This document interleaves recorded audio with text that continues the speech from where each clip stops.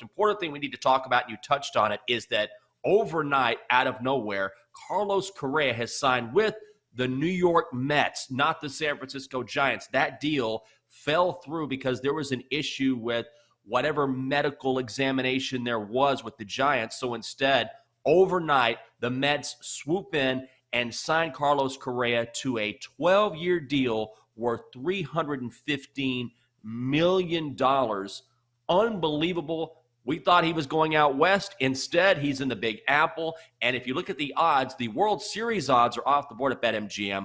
But right now, the Mets are 5-1 to win the National League at BetMGM. This is a huge signing, and the Mets are going all in for next season.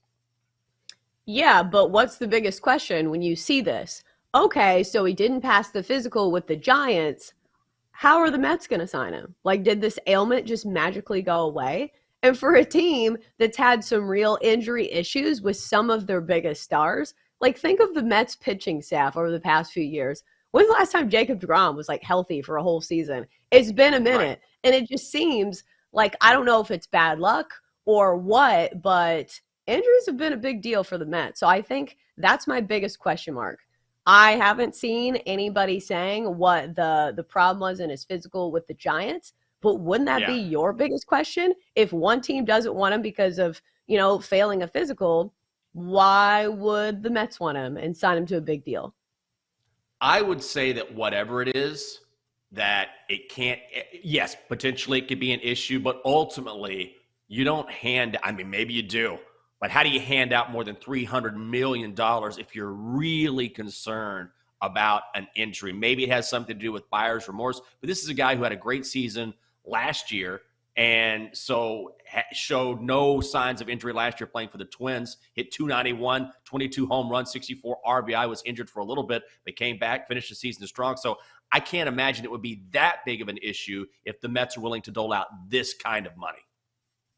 If they had a different owner, I would agree. But doesn't Steve Cohen seem like the type of guy who would be, I don't want to say reckless, but he seems like the type of owner that would go out and get somebody just for spite? Because I think you look across the way and you see the Yankees re-signing Aaron Judge. You need to make a big, splashy signing. And I know they already got Justin Verlander, but still, this is an owner that takes things very personally. He wants to win so badly, you can tell. He's hyper competitive.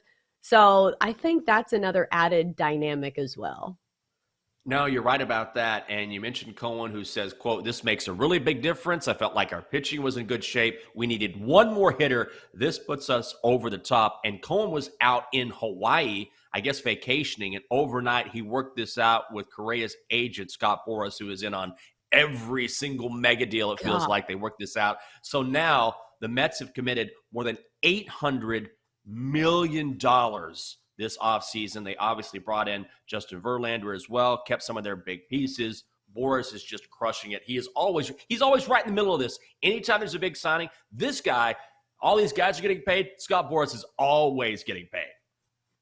Oh, for sure. And I will say one thing about Carlos Correa. Not only does he have great regular season numbers, he's the dude when it comes to the postseason. Yeah. We've seen it with the Astros, how big of a difference he can make in the biggest of moments. The spotlight is never too big for Carlos Correa. And honestly, I was a little surprised when I saw that he was going to the Giants, because I thought for sure that, number one, he wanted to be a Yankee. He wanted to be at the center of the spotlight. I feel like he kind of wants to be like a mini A-Rod as far as, I don't know, maybe that's out of left field, but I feel like he is somebody who wants to be on a contender. He wants to be in a huge city. And I'm not saying that the Giants aren't, but New York just has a different feel to it.